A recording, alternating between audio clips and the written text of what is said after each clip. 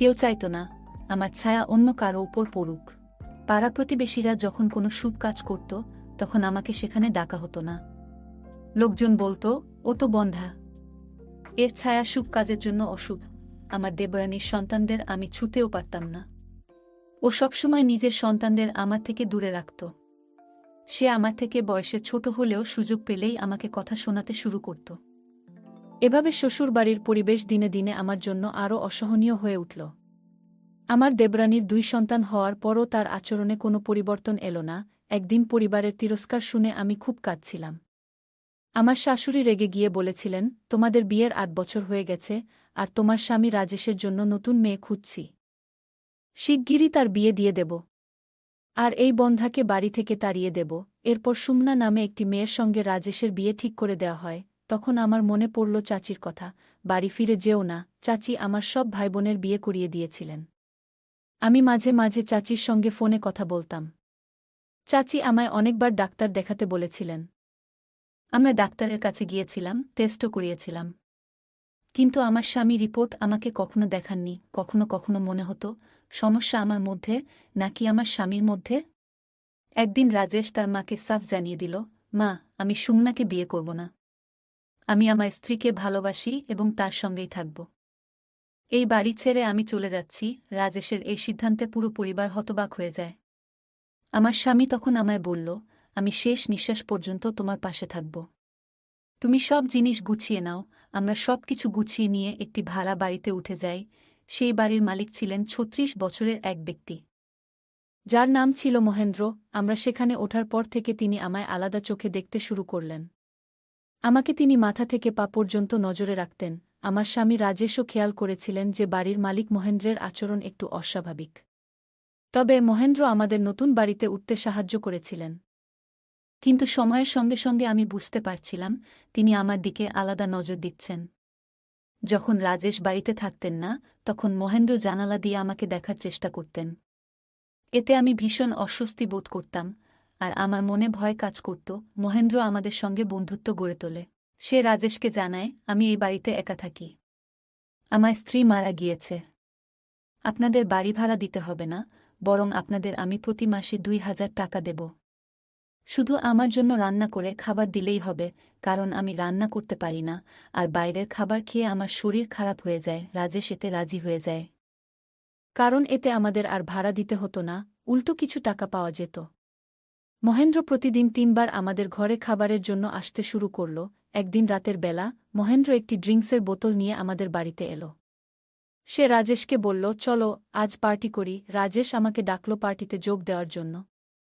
আমি কখনো ড্রিঙ্কস খাইনি, কিন্তু মহেন্দ্র ও রাজেশ দুজনই আমাকে চাপ দিতে লাগল। অবশেষে আমি ড্রিঙ্কস খেলাম, আর নেশা চেপে বসল। এই অবস্থায় মহেন্দ্র আমার দিকে এগিয়ে এসে আমাকে স্পর্শ করার চেষ্টা করল। আমার স্বামী রাজেশ বললেন, চলো আমরা 3 জন মিলে একটু নাচ করি। আমি দীর্ঘ 8 বছর ধরে শুধু কষ্ট সহ্য করেছি। সেই মুহূর্তে একটু আনন্দ পেতে চেয়েছিলাম, তাই নাচে যোগ দিলাম। আমরা 3 জন মিলে নাচ শুরু করলাম। নাচের সময় মহেন্দ্র আস্তে আস্তে আমাকে স্পর্শ করতে লাগল। আমি খানিকটা অস্বস্তি অনুভব করলেও লক্ষ্য করলাম আমার স্বামী কিছু বললেন না।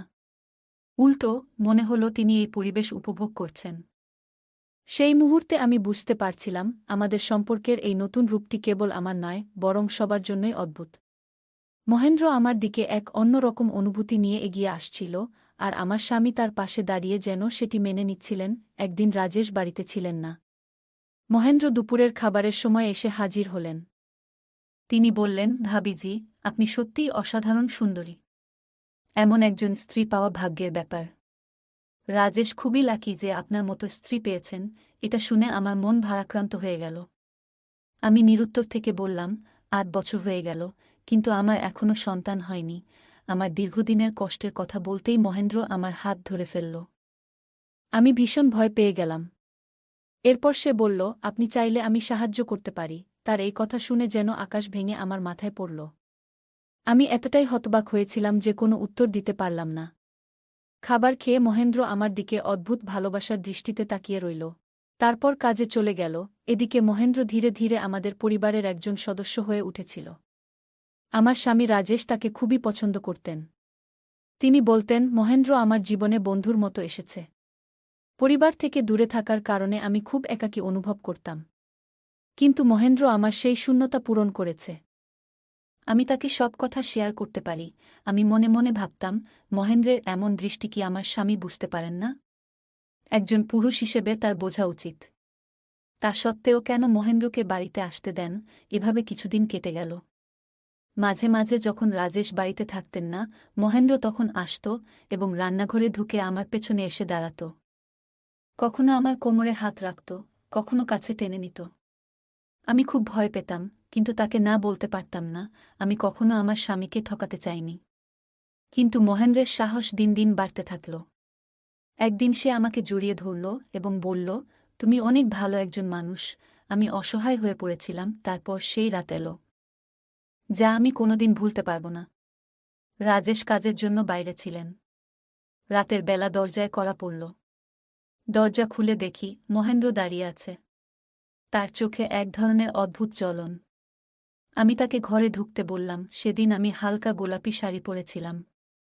আমার শরীর কেঁপে উঠল তার চোখের দৃষ্টি দেখে। মনে হচ্ছিল এটি কোনো সাধারণ রাত হবে না। রাতের খাবার টেবিলে সাজানো ছিল এবং সে খুব মনের আনন্দে খেতে বসল। আমি নিজের শয়নকক্ষে চলে গিয়েছিলাম। কিছুক্ষণ পর মহেন্দ্র খাওয়া শেষ করে হঠাৎ শয়নকক্ষে ঢুকে পড়ল। সে আমার দিকে এগিয়ে এসে খুব মমতায় আমাকে জড়িয়ে ধরল। সে বলল, আজ আমি তোমার সঙ্গে নিজের অনুভূতি শেয়ার করব। যখন থেকে তুমি এখানে এসেছ, আমি প্রতিনিয়ত নিজেকে সামলাতে চেষ্টা করছি। আমি তখন কিছুই বলতে পারছিলাম না। ভেতরে ভেতরে অস্বস্তি কাজ করছিল। আমি তাকে থামানোর চেষ্টা করলাম এবং বললাম, দেখো, আমি একজন বিবাহিত নারী। আমি কখনো আমার স্বামীর প্রতি বিশ্বাসঘাতকতা করতে পারি না। সে জবাবে বলল, এতে বিশ্বাসঘাতকতার কিছু নেই। আমি তখন বললাম, আমি আমার স্বামীর প্রতি প্রতিশ্রুতিবদ্ধ এবং আমাদের সম্পর্কের মধ্যে এমন কিছু হওয়া সম্ভব নয়। আমি ও আমার স্বামী ভবিষ্যতে সন্তান নেওয়ার চেষ্টা করছি। যদি ঈশ্বর চান, আমি অবশ্যই মা হব। তারপর সে একটি কাগজ বের করে আমার সামনে রাখল। তার চোখে ছিল এক ধরনের অজানা বেদনা। কাগজটি হাতে নিয়ে যখন পড়লাম, তখন আমার চোখে জল চলে এলো। সেটি একটি মেডিকেল রিপোর্ট ছিল। তাতে লেখা ছিল, আমার স্বামীর শারীরিক অক্ষমতার কারণে তিনি বাবা হতে পারবেন না। সে আমাকে জানাল, এই সত্যটি আমার স্বামী দীর্ঘ 10 বছর ধরে লুকিয়ে রেখেছেন। আমি কখনো বুঝতেও পারিনি। এমনকি একসময় আমার স্বামীর পরিবারের পক্ষ থেকে তার দ্বিতীয় বিয়ের কথাও উঠেছিল। এই কথাগুলো শুনে আমি স্তব্ধ হয়ে গেলাম। তখন সে বলল, তোমার কষ্ট আমি সহ্য করতে পারি না। আমি তোমার জীবনের সব সমস্যা সমাধান করতে চাই। আমি মহেন্দ্রকে বললাম, তুমি এখন কক্ষ থেকে বেরিয়ে যাও। আমি প্রথমে আমার স্বামীর সঙ্গে এই বিষয়ে কথা বলবো। মহেন্দ্র সেদিন রাতে চলে গিয়েছিল। আমি একা থাকতে চেয়েছিলাম, কারণ এত বছর পরে আমার স্বামীর লুকানো সত্য সামনে এসেছে। আমার স্বামী বাড়ি ফিরে এলে আমি তাকে সবকিছু খুলে বললাম।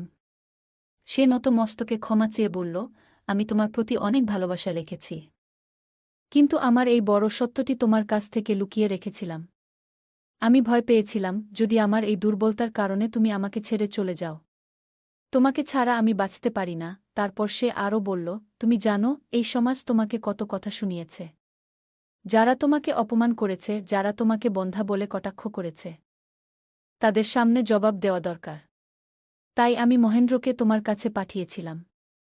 মহেন্দ্র তোমাকে খুবই পছন্দ করে এবং আমরা 3 জন মিলে একটি পরিবার গড়তে পারি। তার কথা শুনে আমার চোখ ভিজে গিয়েছিল।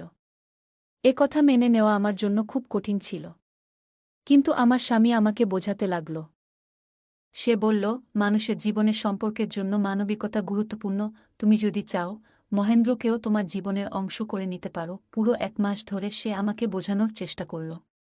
শেষ পর্যন্ত আমি সম্মতি দিলাম। কারণ আমি বুঝতে পেরেছিলাম, মহেন্দ্র এবং আমার স্বামী দুজনেই আমাকে ভালোবাসে এবং আমাকে সম্মান করে। কিছুদিন পর আমি জানতে পারলাম, আমি মা হতে চলেছি। যখন আমার সন্তান জন্ম নিল, তখন সেই সমস্ত মানুষ, যারা আমাকে বন্ধ্যা বলে অপমান করেছিল, তাদের সব প্রশ্নের উত্তর পাওয়া হয়ে গেল। আমার শ্বশুর-শাশুড়ি আমাদের আবার বাড়ি ফিরে যেতে বললেন। কিন্তু আমার স্বামী স্পষ্ট জানিয়ে দিলেন যে আমরা এই বাড়িতেই থাকব এবং তাদের সঙ্গে দূর থেকেই সম্পর্ক রাখব। তবে শাশুড়ি আমার উপর দোষারোপ করতে লাগলেন যে আমি নাকি তাদের ছেলেকে তাদের কাছ থেকে দূরে সরিয়ে নিয়েছি। কিন্তু সত্যিটা তা নয়। রাজেশ বাড়ি ফিরে যেতে চাননি, কারণ তিনি মহেন্দ্রের সঙ্গে থাকতে চেয়েছিলেন। মহেন্দ্রের সঙ্গে তার এক ধরনের বিশেষ সম্পর্ক গড়ে উঠেছিল। আমার স্বামী চাইতেন আমাদের এই তিনজনের ছোট্ট পরিবারটি অটুট থাকুক। আমার জীবন তখন একটি ভিন্নধর্মী সম্পর্কের মধ্যে কাটছিল, যেখানে শুধু স্বামী স্ত্রীর সম্পর্ক ছিল না, বরং একটি তৃতীয় ব্যক্তিও আমাদের পরিবারের গুরুত্বপূর্ণ অংশ হয়ে উঠেছিল। মহেন্দ্র শুধু আমাদের পরিবারের একজন সদস্যই হয়ে ওঠেনি, বরং সে আমার সন্তান এবং আমাকে সবসময় রক্ষা করেছে। এই অদ্ভুত জীবনযাপনে আমি সত্যিই খুশি ছিলাম। আমার কোনো অভাব ছিল না। আমি ভালোবেসে এবং আনন্দে আমার দিনগুলো কাটাচ্ছিলাম। বন্ধুরা, এটাই ছিল আমার জীবনের গল্প। বন্ধুরা, আজকের গল্পটি কেমন লাগলো তা অবশ্যই কমেন্ট করে জানাবেন। আর এরকম নতুন নতুন গল্প পেতে আমার চ্যানেলটি সাবস্ক্রাইব করে পাশে থাকবেন। ধন্যবাদ।